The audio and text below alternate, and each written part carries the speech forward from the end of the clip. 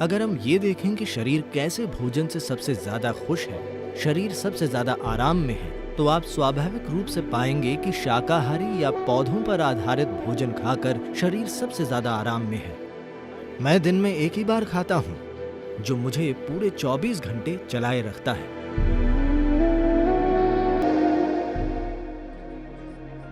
क्या आप मुझे समझा सकते हैं कि भारत में इतने सारे लोग शाकाहारी क्यों हैं?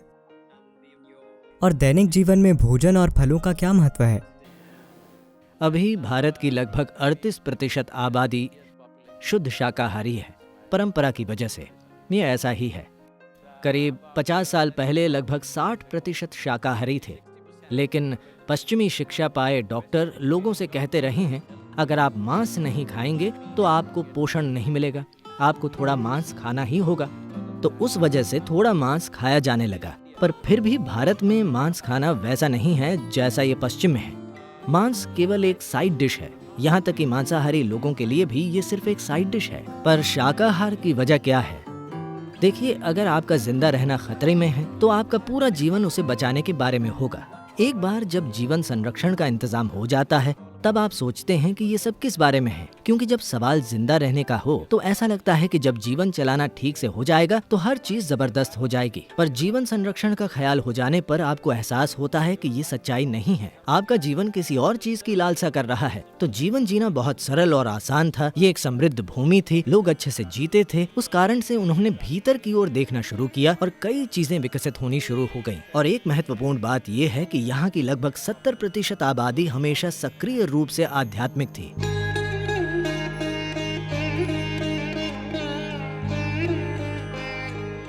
भीतर मुड़ना जीवन का एक महत्वपूर्ण हिस्सा था। इस वजह से जब वे भीतर की ओर मुड़े तो उन्हें एहसास हुआ कि वे जो खाते हैं उससे फर्क पड़ता है। यदि आप सिर्फ ताकतवर बनना चाहते हैं तो बहुत सारा मांस खाकर मांसपेशियां विकसित कर सकते हैं और एक दूसरे से लड़ सकते हैं। पर अगर आप ये देख रहे हैं कि जीवन के प्रति संवेदनशील कैसे बने, जिसे सामान्य बोध माना जाता है, उससे परे की चीजों का बोध कैसे करें, तब आप सिस्टम में जो खाना डालते हैं वो बहुत महत्वपूर्ण हो जाता है। तो वो कौन सा भोजन है जो सिस्टम से सबसे कम प्रतिरोध के साथ गुजरता है, यानी कम से कम संघर्ष के साथ गुजरता है?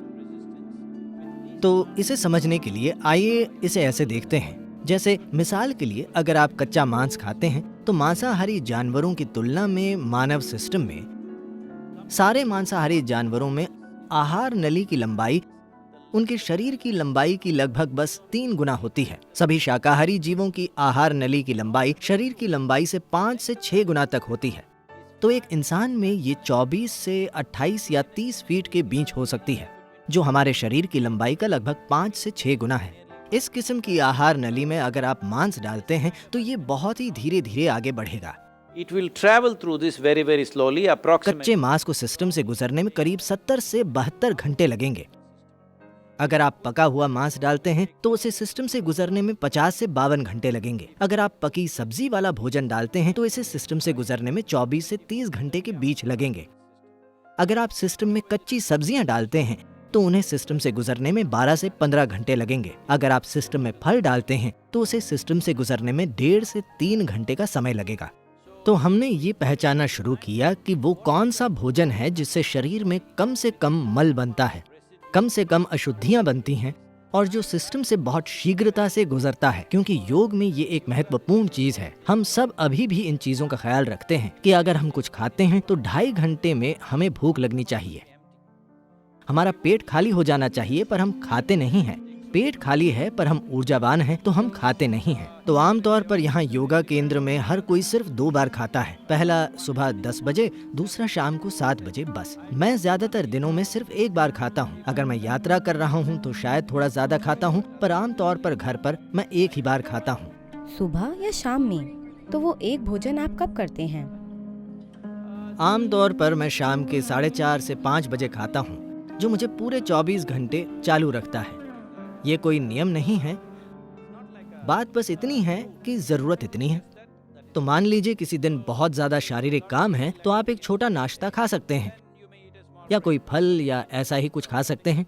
भोजन को फिलॉसफी या कोई धार्मिक प्रक्रिया नहीं बनाया जाना चाहिए। भोजन शरीर की जरूरत है। अगर हम इस पर गौर करें कि शरीर किस तरह के भोजन से सबसे ज्यादा खुश है, शरीर सबसे ज्यादा आराम में है, तो आप स्वाभाविक रूप से पाएंगे कि शाकाहारी या पौधों पर आधारित भोजन खाकर शरीर सबसे ज्यादा आराम से और सहज है। ये शरीर लचीला और आराम में है और इसे रोजाना कम काम करना पड़ता है। तो स्वाभाविक रूप से जिन्होंने अपने शरीर की प्रकृति पर गौर किया वे सहज ही शाकाहारी बन गए। जब सवाल जिंदा रहने का था तो कुछ भी शिकार करना और उसे मारकर खाना एक स्वाभाविक प्रक्रिया थी।